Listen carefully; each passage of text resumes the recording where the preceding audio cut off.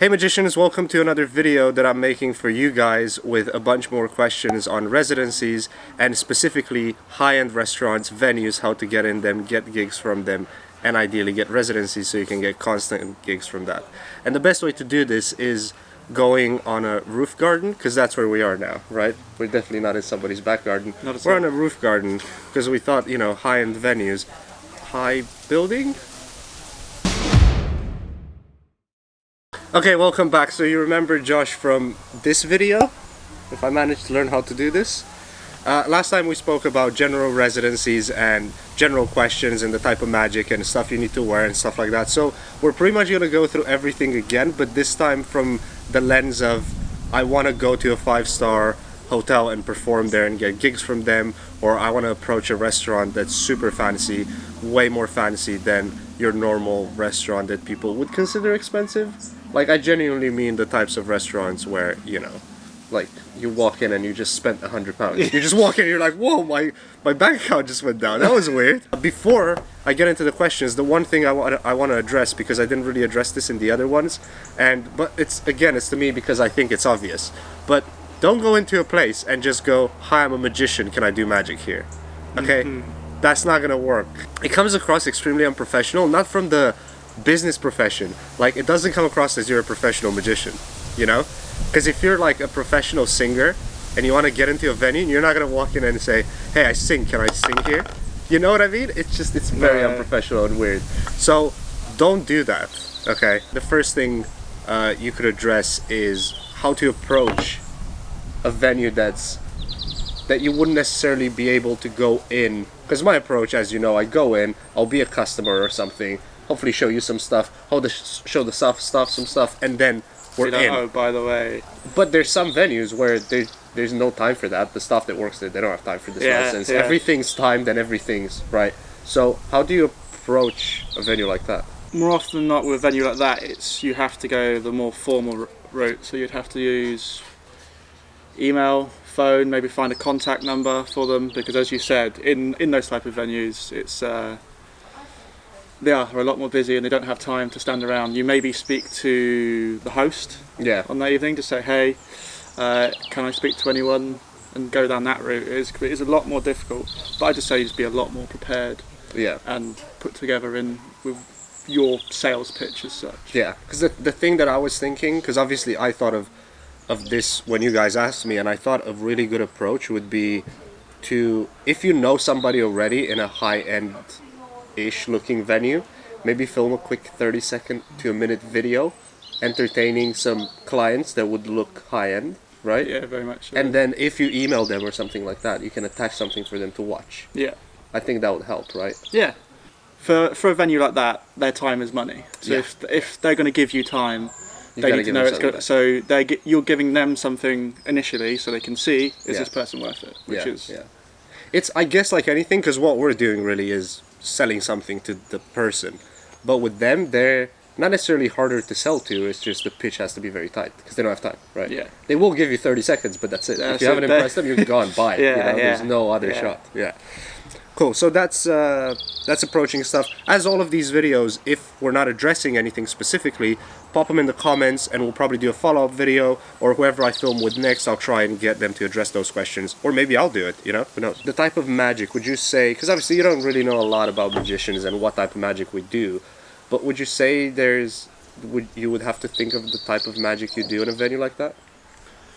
Not necessarily, but I do believe that, especially the type of clients that you'd be aiming at, it's more of like the unknown tricks. Yeah, and like because they've seen magicians, right? They're not like normal people. Oh my God, I've never. They've seen the best magicians also, so you have to impress them. Something that's really going to wow someone. I imagine. Yeah. I mean, obviously you're going to have your openers and your like. No, yeah, of course. But you definitely your tricks are going to have to be a lot more thought out. Yeah.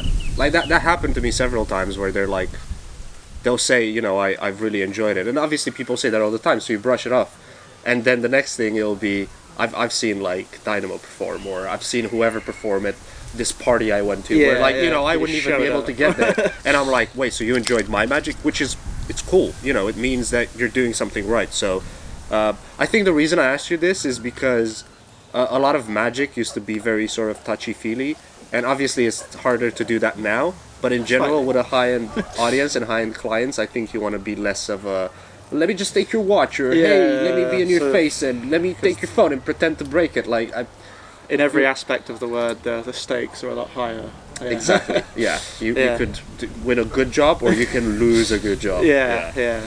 When it comes to, because this is sort of a personal question as well, because as you know, as you guys know, and as you know, I have a sort of get up where, like, I don't necessarily have a proper suit, but I have elements from suits that work with my colors.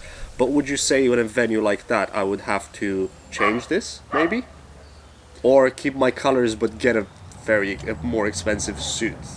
Well, for you, because obviously you dress relatively well anyway. Yeah.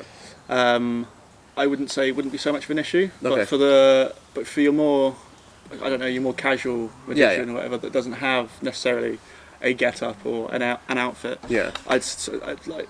You'd have to dress for your clientele. You have to, yeah. Dress for what you want to get. You wouldn't be able to, so, for example, you couldn't go in like me and expect to be taken seriously. to get a gig at that. In shorts and a shirt. It's, you definitely have to gear your outfit or your apparel towards. Whatever. Yeah. Cool. The other thing I wanted to say is, like, I would say you don't necessarily need to act differently around those people, because I feel if it's the opposite. If anything, act the same, right? Because those types of people are sick of people being all like, "Oh, hello," you know. Yeah. Like, I've done a bunch of gigs and I've gotten like a free meal at this massive hotel, and you eat there and like, it feels so odd. They'll come and ask you every 5 minutes if everything's okay. I'm like, dude, can I just eat? Yeah. But that's the thing. They're so micromanaged. Yeah. And everybody pays attention to them, that it's cool when somebody's like, yeah, whatever, is that your card? Yeah, cool, bye. Yeah. It gauges more interest from them, right? In a way. Yeah, of course, yeah. Cool, so these are my things that I wanted to address. Obviously, because you know a bit about my process in particular and what I want to aim with magicians and restaurants, do you think there's anything else you can add when it comes to trying to get those high-end venues or high-end clients? Even if you're using like all the little tips that we've been given, the number one thing is, like you just addressed there, is just to always be yourself. Because especially if you, for example, if they do decide to engage with you and then they look at the rest of your stuff. For example, you have a YouTube channel. Yeah. So, if they look at that and then realise, hang on, this isn't the same person. That it's the continuity of the whole show, if you will. It's just always be yourself.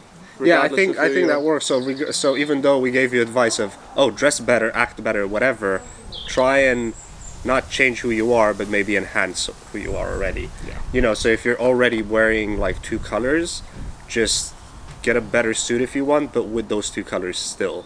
Or, you know, don't go and change it completely, because you're right, they'll be interested, they'll look you up. Yeah. And they'll see that the person they met is a completely different person than who you actually are. Yeah. So that wouldn't be good.